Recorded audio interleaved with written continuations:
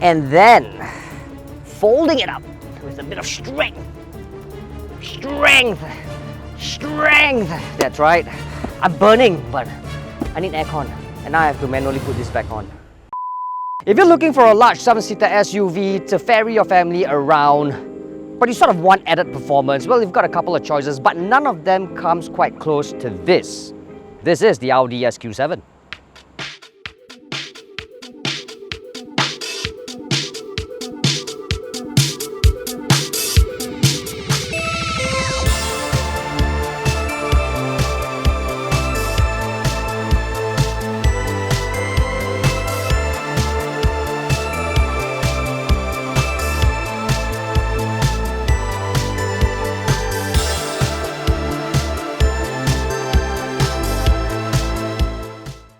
Did you know you could be losing up to $5,000 in value when you trade in your car?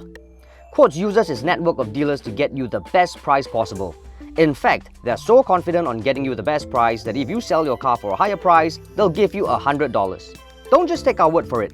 Look at the hundreds of raving reviews on their website. To find out more, visit quartz.com.sg. That's QUOTZ.com.sg. Now the SQ7 looks like a beefcake. It's mighty, huge, thick, chunky. It's a lot of road presence, and all thanks to this single frame grille right here. Looks sort of aggressive, and of course Audi's signature LED headlamps. Now this single frame, the frame outlines of the frame is actually matte silver. If you get the black styling package, it'll come in black. But I sort of like this matte silver because it's a nice contrast with that brown spray paint actually.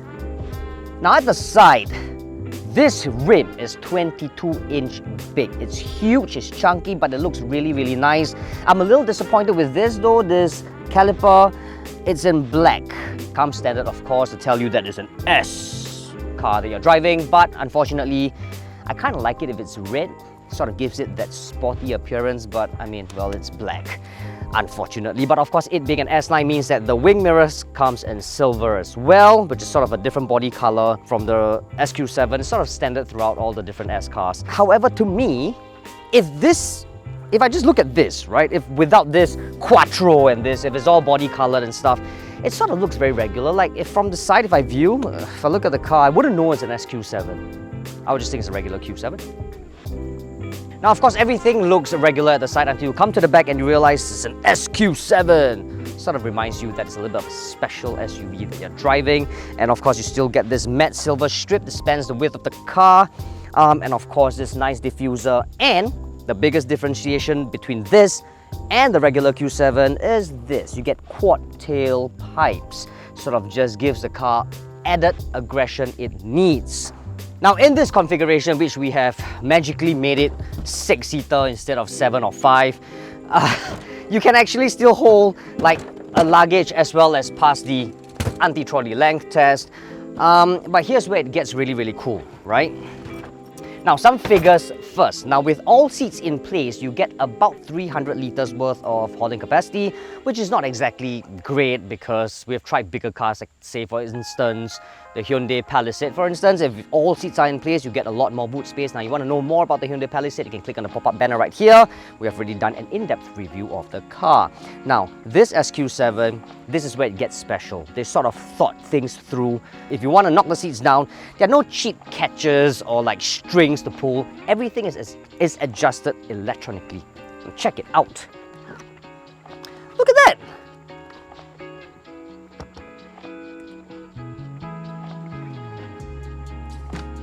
It can even detect that the headrest is being blocked and it just folds, and it's a complete flat ground. Now in this configuration, the 5-seater configuration, you get 705 litres worth of boot space, which means it'll pass pretty much everything and then some.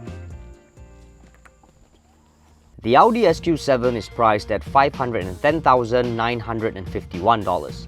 The 4-litre V8 bi-turbocharged engine produces 500 brake horsepower and 770 Nm of torque. The 8-speed Tiptronic transmission brings the car from 0 to 100 km per hour in 4.1 seconds. For more details on the Audi SQ7 or any other car, head on to sgcarmart.com to help you make the smart choice on your next car.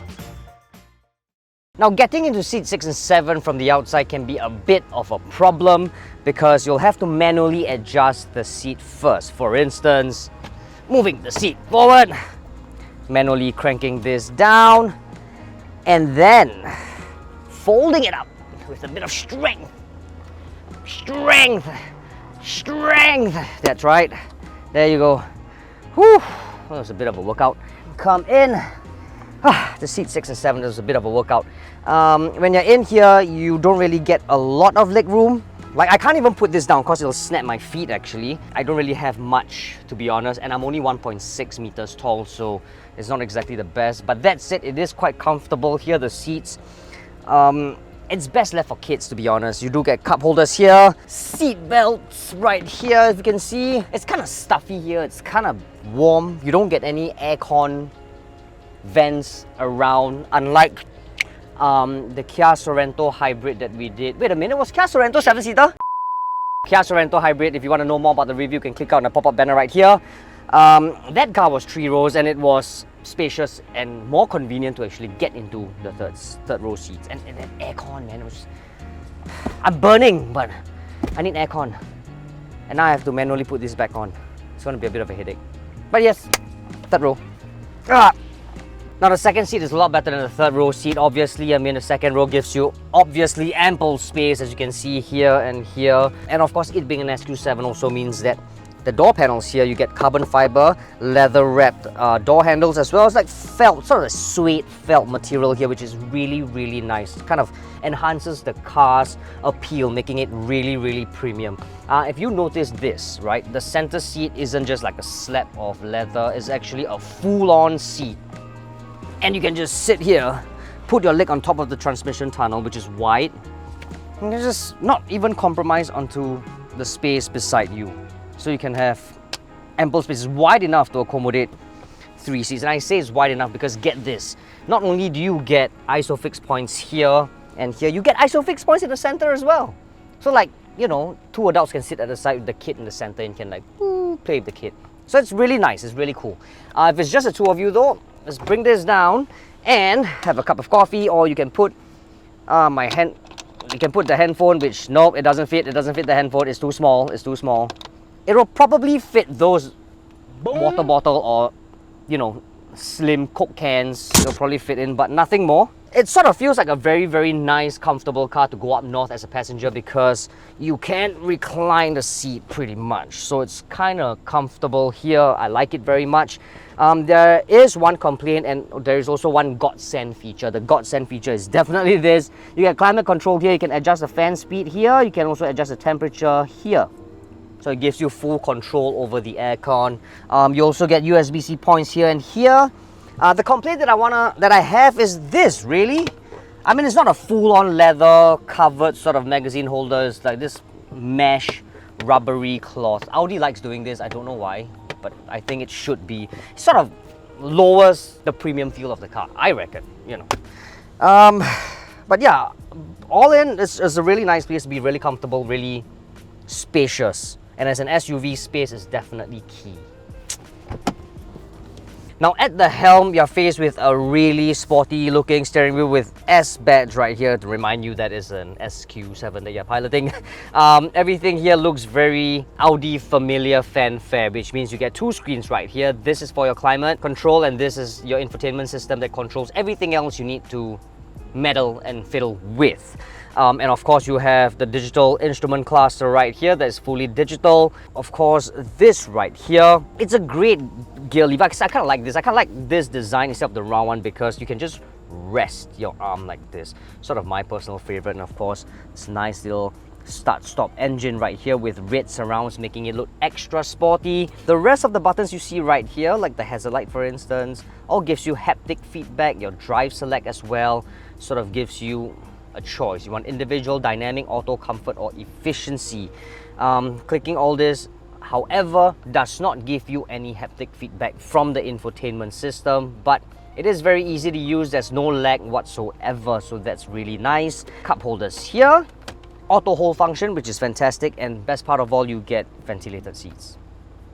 But there is one complaint. Despite coming with all these features, The SQ7 does not come with wireless charging, and I have absolutely no idea why. I thought that wireless charging would be a necessity now, but apparently the SQ7 doesn't come with it. But again, doesn't really matter. I don't really know why, but I have to say this whole thing looks really nice because it's all carbon fiber. If you take a look at all this, it's all carbon fiber right here, right through to here. So it's very sturdy, very solid. It's very expensive and sporty as well. This part here you can open up. You can put handphone inside here with two USB-C ports right here. Again, no wireless charging, but you can slide this in, down or up if you need to. Seats are comfortable as you would come to expect. Another thing that's really impressive is that the cup holders can actually hold my huge water bottle. Only question, of course, is can this car drive as sporty as it looks? One way to find out.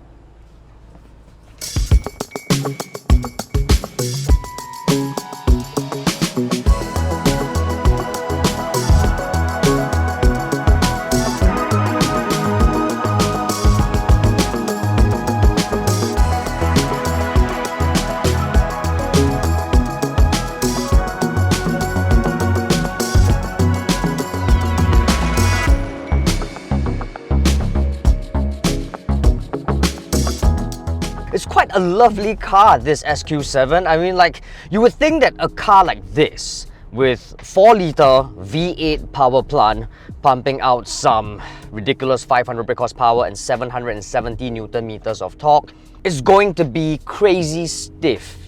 But it's not. It's actually very comfortable. If I just drive it on a very, like how I usually drive, no, sorry, let's not say how I usually drive.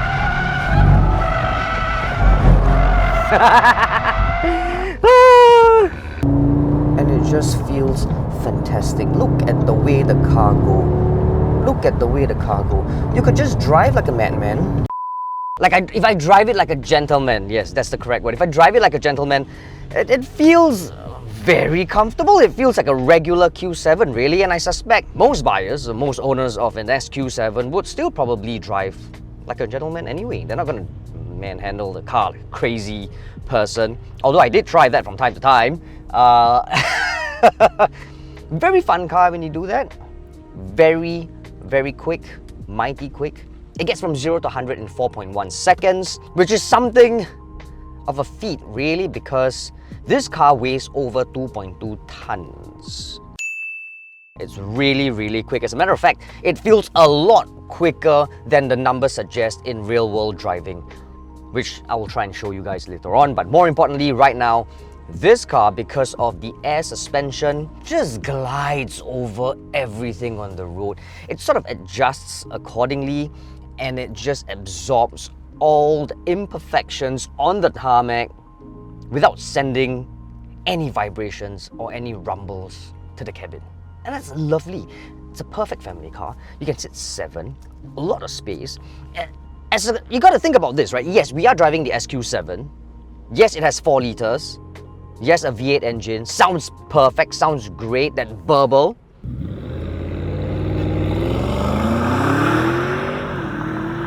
But if you think about it, its sole purpose is really to be an SUV, right? Its sole purpose is to serve its occupants with space and practicality, comfort, luxury. And in all that aspects, this car aces, and then some. Because if you want to do the occasional overtaking, all you have to do is just floor the pedal and it just goes like this. Only thing is, when you go around bends at higher speeds, while this car can really handle its own very well with all the traction, all thanks to 4-wheel drive quattro system, you still feel that roll. It's inevitable. Other than that, man, it's a perfect car. For the family at least.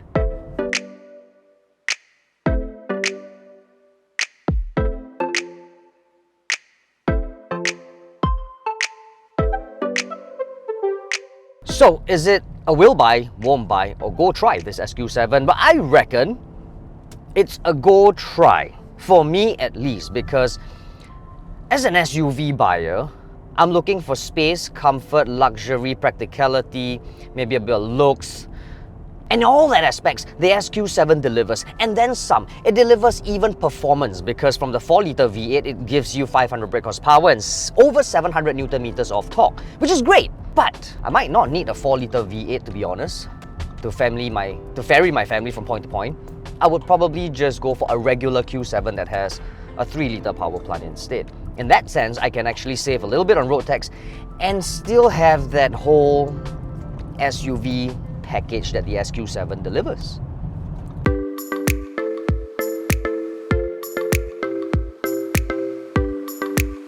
So there you have it guys, that's the review of the Audi SQ7. Hope you guys enjoyed the video as much as I've driven the car. Please do share this video with your friends and family, and also do like and subscribe to our YouTube channel because apparently 80% of you guys unsubscribe. But if you are, it's easier for us to reach out to you and vice versa, and we can listen to your feedback, we can listen to what you guys want. Also, please do comment in the comment box below and let us know what you think about the SQ7. Is it a will buy, won't buy, or go try? You can also follow us on TikTok. Our handle is @SGCarMart. In the meantime, stay safe, be well. Bye-bye. What the want me to do this for? What the this for? Dang, dang, dang, dang, dang, dang, dang, dang, dang, dang, dang. Open the boot, which I do not know how to. I want to sleep. I don't even want to do the video anymore. I just want to sleep. Okay.